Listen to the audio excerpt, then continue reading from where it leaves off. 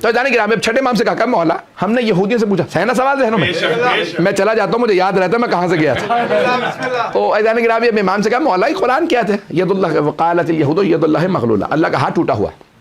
کہا ہم نے یہودیوں سے پوچھا، وہ تو کہتے ہیں ہمارا عقیدہ نہیں ہے کہ اللہ کا ہاتھ ٹوٹا ہوا.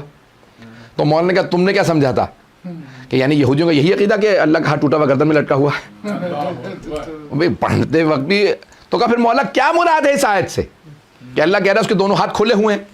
کہا مولا نے فرمایا کہ اللہ کا جسم نہیں ہے.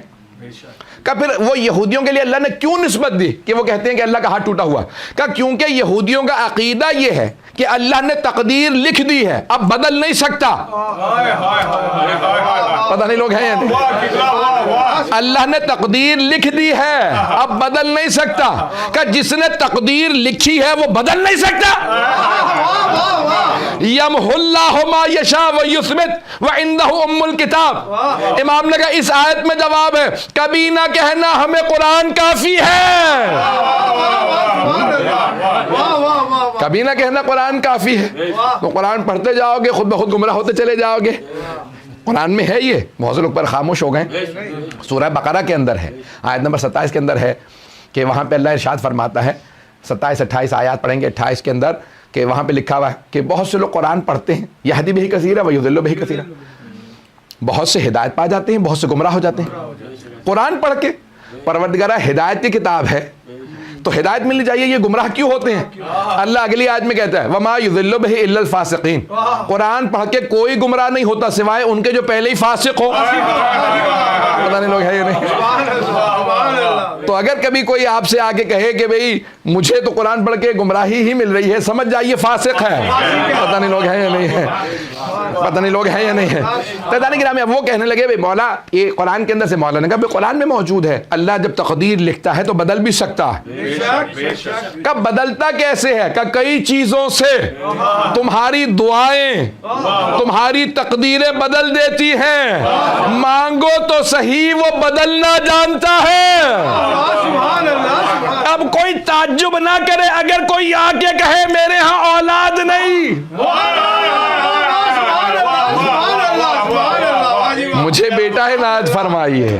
عزیزان گرامی وہ اللہ تقدیر اگر لکھتا ہے تو بدل بھی سکتا ہے. وہ قدیر ہے، وہ حکیم ہے، وہ علیم ہے. تو عزیزان گرامی اللہ سبحانہ وتعالیٰ نے کئی چیزیں ہیں جن سے تقدیر انسان جو ہے، ان میں سے ایک ہے دعا، دوسرے ہے صدقہ. ہے نا ذہنوں میں صدقہ کے ذہنوں میں بڑا مشہور معروف روایت ہے، آپ نے سن رکھی ہوگی کہ جناب عیسیٰ گزر رہے تھے اور دیکھا کہ بھئی وہاں پہ شادی ہو رہی ہے، تو کہا بھئی آج رو یہاں خوشی منا رہے ہیں کل یہاں غم ہوگا. تو حواریوں نے کہا کیوں؟ کہا کیونکہ دولہا دلہن جو ہے مر جائیں گے آج رات. اگلے دن ہمارے پھر واپس آئے تو پھر بھی خوشی تھی.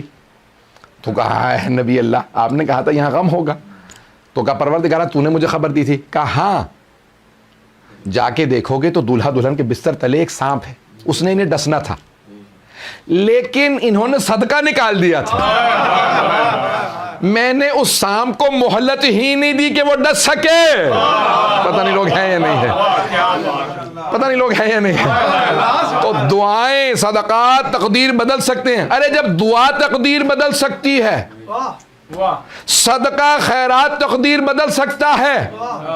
کچھ لوگ پہنچ گئے ہیں. جب دعا صدقہ خیرات تقدیر بدل سکتا ہے تو پھر تعجب نہ کرنا حسین کی زری.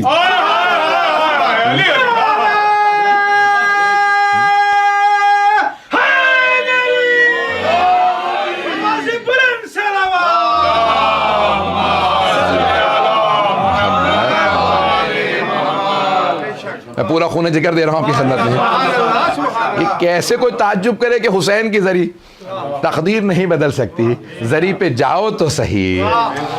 تو اور یہ وہ چیزیں ہیں کہ جو واقعاً مجرب ہیں، یہ تجربہ شدہ ہے. میں ایک روک کے جملہ پیش کر رہا ہوں اگر سننا چاہیں گے. بہت بڑے ہمارے عالم دین گزرے ہیں، سید شرف الدین عاملی لبنان کے عالم دین تھے، بہت بڑے.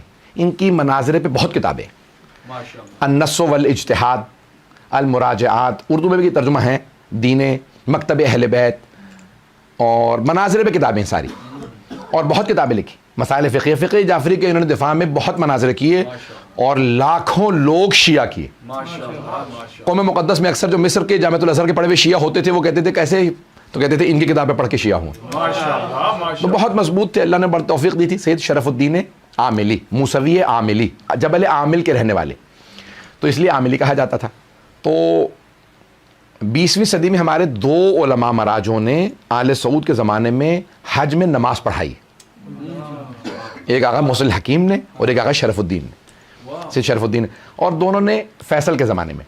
تو فیصل بہرحال اس نے، بعض علماء نے نقل کیا کہ آقا حکیم سے کہا تھا کہ میں جنت البقیع بنوا دوں گا، پھر اس کے بعد بھائیوں نے ہی اس کے امریکہ سے مل کے قتل کروا دیا. بہرحال اب یہ جا رہا ہے تو بہرحال فیصل نے بلایا، کبھی بلائے میں ملنا چاہتا ہوں. تو آقا شرف الدین موسوی، ان کا بہت نام تھا، کتابیں ان کی چھپ گئی تھیں، ان کا بہت چرچا ہو گیا تھا.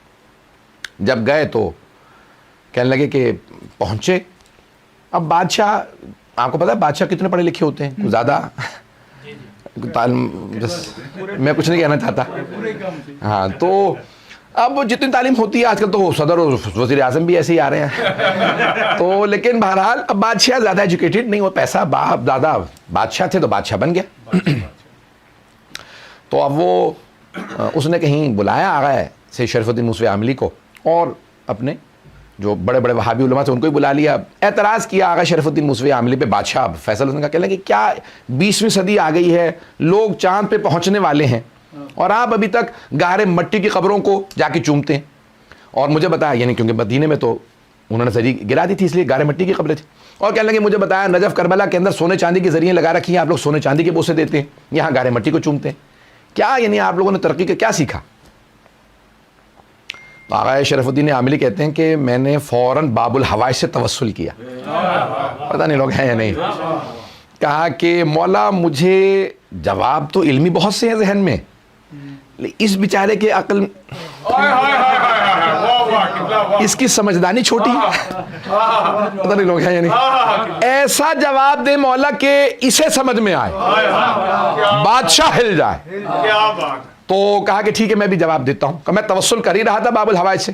کہ مولا میرا معاملہ نہیں ہے، یہاں عزت جائے گی آبرو جائے گی آپ کے اجداد کے دین کی، میرا تو ہے نہیں، میں تو پیروکار ہوں. پتہ نہیں لوگ ہیں یا نہیں.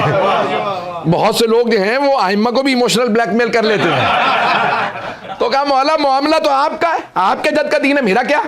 تو کہا جواب ایسا دیں کہ میں بادشاہ کا جواب دے سکوں. کیا میں بھی بیٹھا سوچ ہی رہا تھا کہ کیا جواب دوں کہ بادشاہ کو لگے.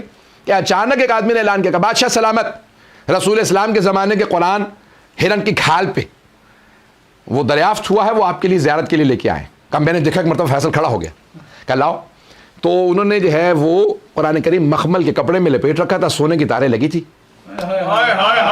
جیسے ہی اس نے قرآن ہاتھوں میں لے کے چوما، آنکھوں سے لگایا، کہا میں فوراً کھڑا ہوا، میں نے کہا شرک، بدعت، حرام.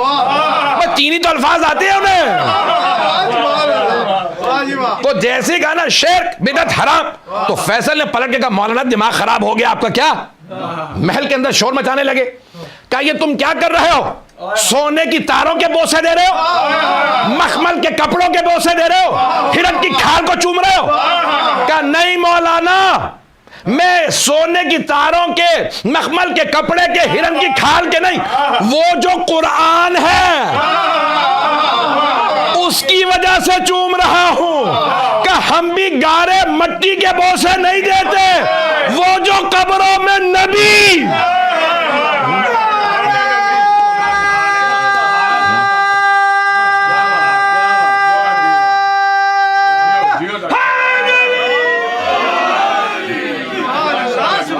کہا وہ جو قبر مطہر میں نبی و آل نبی ہیں، ہم ان کی وجہ سے بوسے دیتے ہیں. کہا کچھ دیر کے لیے بالکل سٹپٹایا، خاموش ہو گیا. کہا اس سال اپنے مفتی اعظم سے کہنے لگا، مفتی اعظم تو سمجھتے ہیں نا، پاکستانیوں سے بہتر کون سمجھے گا. تو اپنے مفتی اعظم سے کہا بھئی اے عبداللہ بن باز سال تم نہیں، یہ نماز پڑھائیں گے.